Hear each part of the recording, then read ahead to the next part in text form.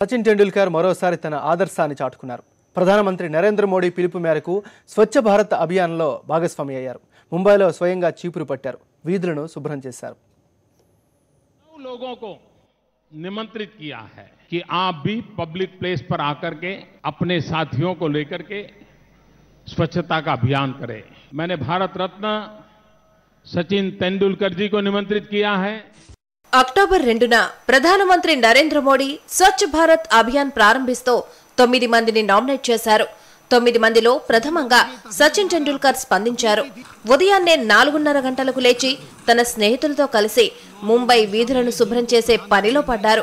స్వయంగా చీపురు పట్టి ఊడ్చారు.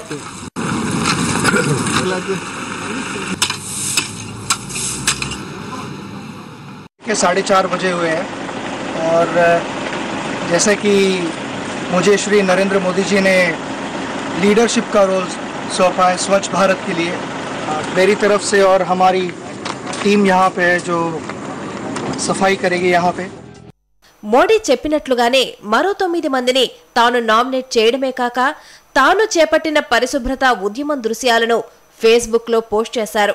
దీనికి అనూహ్య స్పందన లభించింది.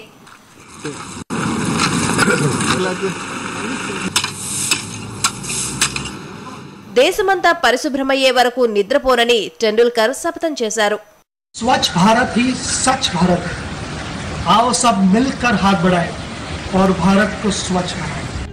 స్వచ్ఛ భారత్ కోసం మోడీ ఇచ్చిన పిలుపు తనకు స్ఫూర్తినిచ్చిందన్న మాస్టర్ బ్లాస్టర్ ఉద్యమం కొనసాగిస్తామని చెప్పారు. Hats off to you Sachin. National desk, Sakshi news.